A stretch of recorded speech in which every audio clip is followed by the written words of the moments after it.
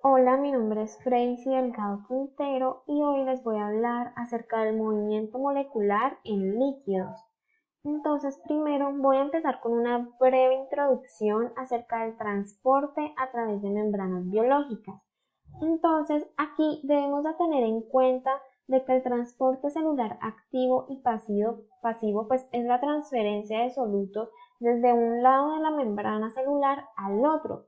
Por un lado, pues tenemos el transporte pasivo, que es el movimiento espontáneo de estas especies a través de gradientes de concentración y de potencial de membrana. También podríamos verlo pues como la transferencia de solutos sin la utilización de energía.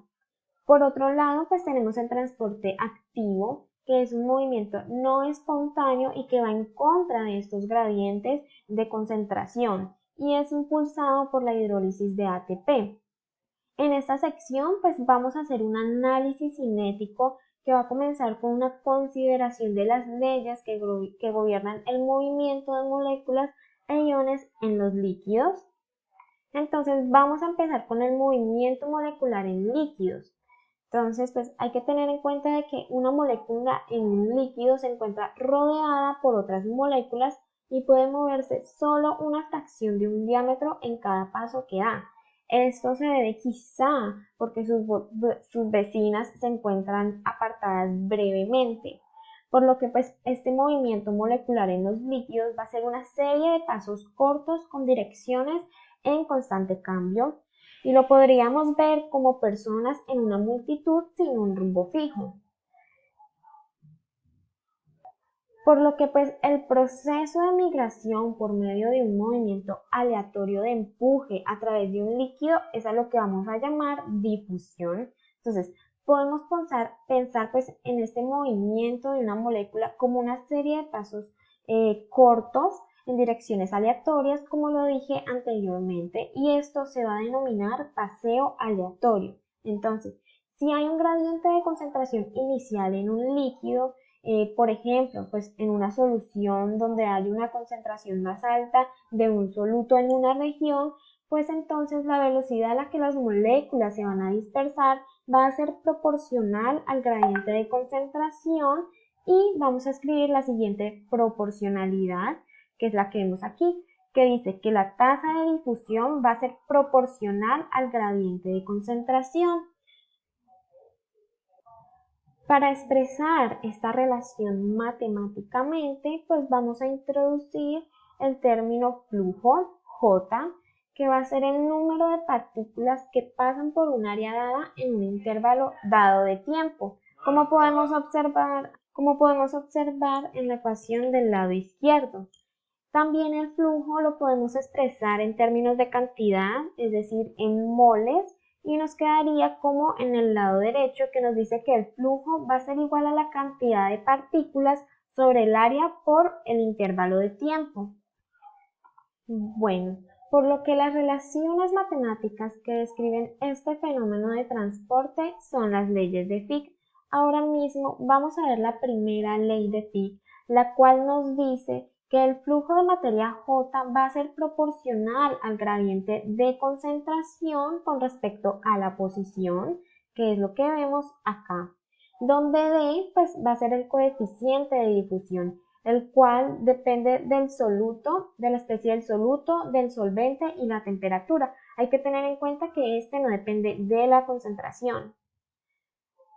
Bueno, para un gradiente de concentración dado, grandes valores de D, es decir, de coeficiente de difusión, van a corresponder a una difusión mucho más rápida. Aquí, el signo negativo simplemente significa que si el gradiente de concentración es negativo, entonces el flujo va a ser positivo, o sea que van en sentido contrario. Eso lo vemos mejor en la siguiente imagen, acá al lado derecho, donde vemos una solución en la que la concentración cae de izquierda a derecha, como podemos observar, es decir, que el gradiente va a ser negativo. Este desciende de izquierda a derecha. Ahí podemos verlo, que son las lineecitas que tocan en un punto la curvatura. Entonces, si este gradiente es negativo, el flujo va a ser positivo. Como podemos ver con las flechitas, va hacia la derecha. Y también podemos observar de que el flujo, el mayor flujo pues va a ser encontrado donde el gradiente es más pronunciado, que es la primera lineecita que está al lado izquierdo, esta que observamos acá, donde la pendiente es más pronunciada, aquí va a haber mayor flujo.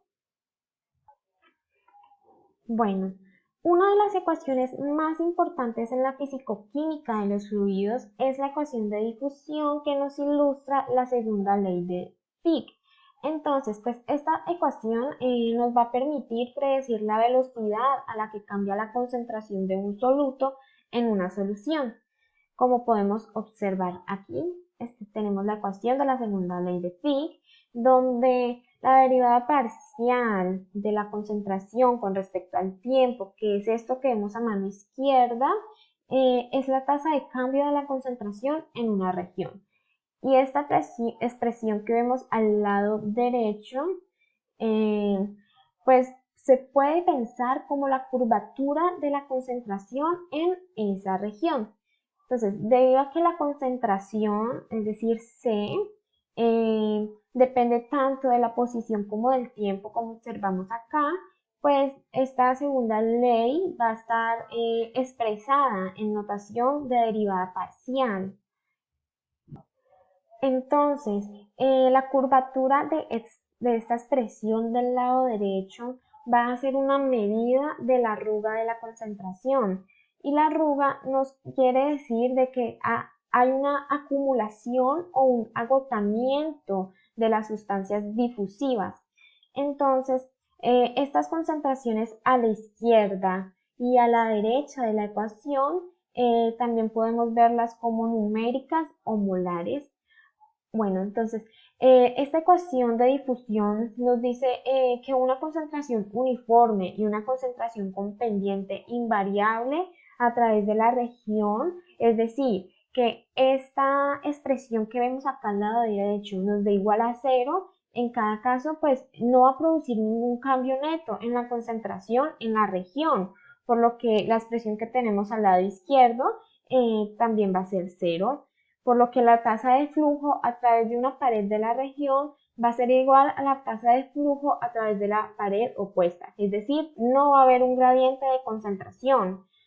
Este gradiente solo se da si la pendiente de la concentración varía a través de una región, solo si esta concentración se encuentra arrugada, como les digo, que haya una acumulación o que haya un agotamiento. En la imagen de la derecha podemos ver explícitamente estas arrugas, ¿sí? Entonces, donde la curvatura va a ser positiva, es decir, esta que está acá abajo, que hay un hueco, el cambio de la concentración va a ser positivo y por lo tanto este hueco va a tender a llenarse. Y donde la curvatura es negativa, o sea, esta montañita que vemos acá, va a haber un cúmulo, ¿sí? Entonces el cambio de la concentración va a ser negativo, por lo que este montón tiende a extenderse. Entonces es lo que decíamos de la arruga. Estas dos corresponden a la arruga de acumulación, la que está acá arriba, y de agotamiento, la que está acá abajo. Es decir, hay un gradiente de concentración. Listo. Ahora vamos a hablar acerca del coeficiente de difusión. Entonces, este coeficiente de difusión aumenta con la temperatura. Esto debido a que un aumento en la temperatura pues va a permitir a una molécula pues que pueda escapar más fácilmente de la fuerza de atracción que ejercen sus vecinas. Entonces, si suponemos que la tasa de movimiento aleatorio sigue una dependencia de la temperatura de Arrhenius, como nos dice la ecuación de Arrhenius, pues con una energía de activación E sub A, entonces el coeficiente de difusión va a seguir la siguiente relación, que es la ecuación que vemos acá, donde el coeficiente de difusión D va a depender de la temperatura, como nos dice la ecuación de Arrhenius. Bueno, teniendo en cuenta de que la velocidad de difusión de las partículas a través de un líquido está relacionada con la viscosidad, deberíamos esperar un coeficiente de difusión alto para líquidos que tienen una viscosidad más baja. Es decir, podemos sospechar que el coeficiente de difusión va a ser proporcional a 1 sobre eta, donde eta pues va a ser el coeficiente de viscosidad. Entonces por eso decimos de que está relacionada inversamente. Entonces, debido a esto, tenemos la relación de Stokes-Einstein, la cual establece lo siguiente, que es esta ecuacioncita que vemos acá, donde A va a ser el radio efectivo de la molécula. Bueno, también podemos observar esta figura al lado derecho que nos muestra la dependencia de la temperatura experimental de la viscosidad del agua. Esto a medida que aumenta la temperatura, como podemos observar. Entonces, en el eje Y está la viscosidad del agua y en el eje X pues va a estar la temperatura. Entonces, a medida que aumenta esta temperatura, más moléculas van a poder escapar de los pozos potenciales proporcionados por sus vecinos, por lo que pues el líquido se va a volver más fluido, o sea, va a escapar de estas fuerzas y el líquido va a tender a ser más fluido, es decir, va a disminuir su viscosidad. Listo, esto fue todo, muchas gracias.